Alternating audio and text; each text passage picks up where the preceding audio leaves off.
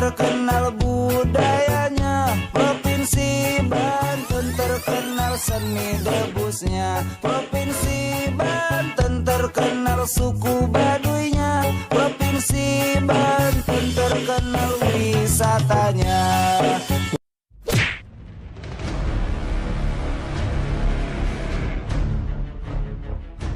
Banten Provinsi 1000 Kiai Sejuta Santri. Itulah julukan yang masyhur untuk provinsi yang satu ini. Tak heran jika nama Banten terkenal di seluruh Nusantara, bahkan dunia internasional. Sebab ulama yang sangat masyhur bernama Syekh Nawawi Al-Bantani adalah kelahiran di Serang, Banten, yang sampai detik ini karya kitab-kitabnya rutin dikaji di berbagai pesantren hingga universitas di luar negeri. Provinsi yang dikenal dengan seni debusnya ini disebut-sebut memiliki paku atau penjaga yang sangat luar biasa. Berikut akan kami bahas 3 ulama paku Banten paling keramat yang masih hidup.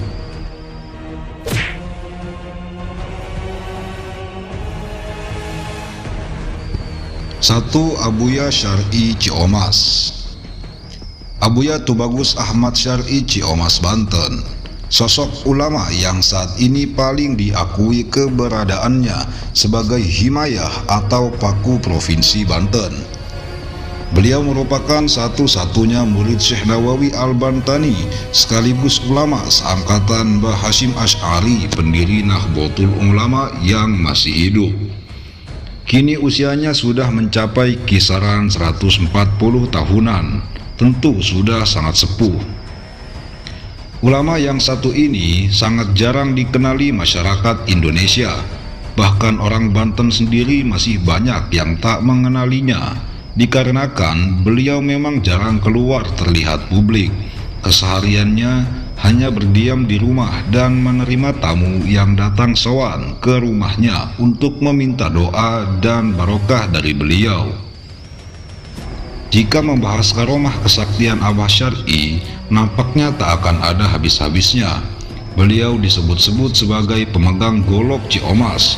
Golok bukan sembarang golok, tapi golok ini merupakan golok bersejarah yang menjadi wasilah terusirnya orang-orang Baduy saat mereka menyerang Banten.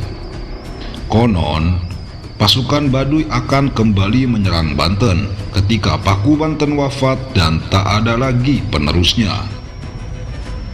Golok Ciomas kini sudah beredar di mana-mana, namun golok asli yang bersejarah ini hanya ada satu yang saat ini berada dalam pengawasan Abuya Syar'i Ciomas. Adapun golok Ciomas yang lain adalah golok biasa yang disyariati ilmu kanuragan. Tentu berbeda kesaktiannya antara golok Ciomas asli dengan golok-golok Ciomas lainnya. Banyak cerita dari orang-orang setelah sowan ke rumah beliau. Ada yang dengan perasaan senang sebab diterima dengan baik oleh beliau. Tak jarang juga yang sowan justru dimarah-marahi oleh beliau. Mengapa? Semua itu tergantung niat kedatangannya masing-masing.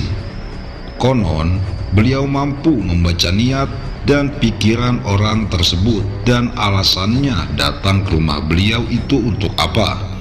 Jika orang itu sowan karena ingin meminta solusi masalah kehidupannya, beliau sudah terlebih dahulu tahu tentang apa masalah yang sedang ia alami itu.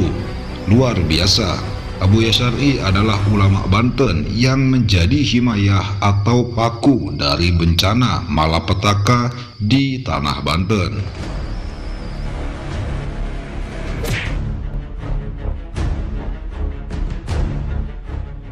2. Abuya Muhtadi Cidahu, Pandeglang, Banten. Beliau merupakan salah satu ulama yang diakui sebagai pakunya tanah Banten. Seorang ulama yang terdaftar dalam jajaran Mustasyar PBNU ini adalah seorang putra dari Abuya Dimyati Cidahu, Pandeglang. Ayahnya merupakan seorang waliullah yang sangat masyhur, tak hanya di Nusantara, namun juga dunia internasional. Dulu Abuya Dimyati pernah dipenjarakan oleh salah satu partai politik. Namun anehnya, ketika Abuya Dimyati di dalam penjara, semua penjaga lapas yang ada di situ selalu merasakan hal yang aneh, seperti muntah-muntah, sakit perut, dan buang air besar terus-terusan. Akhirnya, dalam jangka waktu singkat, Abuya Dimyati dibebaskan dari penjara. Baik, kita kembali kepada sosok karismatik Abuya Muhtadi. Banyak murid-muridnya yang menyaksikan secara langsung karomah beliau. Salah satunya yang terkait soal banjir besar di sekitar daerah Serang belakangan ini, yang menghanyutkan banyak korban, bangunan, pepohonan besar, dan barang-barang berharga lainnya. Cerita ini saya dengar langsung dari salah satu murid beliau. Sebelum terjadi banjir besar di Serang, malam harinya Abuya Muhtadi melakukan ritual dzikir yang cukup lama. Setelah usai berzikir, beliau keluar lalu berkata pada orang-orang yang berada di situ, "Banten geus teu katahanan deui ku aing." Artinya Banten sudah tidak dapat tertahan lagi oleh saya. Orang-orang yang berada di situ bingung, apa maksud Abah Muhtadi berkata demikian? Apa yang akan terjadi di tanah Banten ini? Biasanya kalau Abah berkata begitu, tak lama lagi akan ada hal besar yang akan terjadi di tanah Banten. Benar saja, keesokan harinya, sekitar waktu subuh Banten berduka. Khususnya yang berada di daerah Serang dan sekitarnya, terjadi banjir besar yang luar biasa, menghanyutkan cukup banyak manusia, bangunan-bangunan, pepohonan besar, dan barang-barang berharga lainnya. Sungguh luar biasa. Abuya Muhtadi adalah sosok ulama yang diakui sebagai himayah, penjaga sekaligus paku di tanah Banten.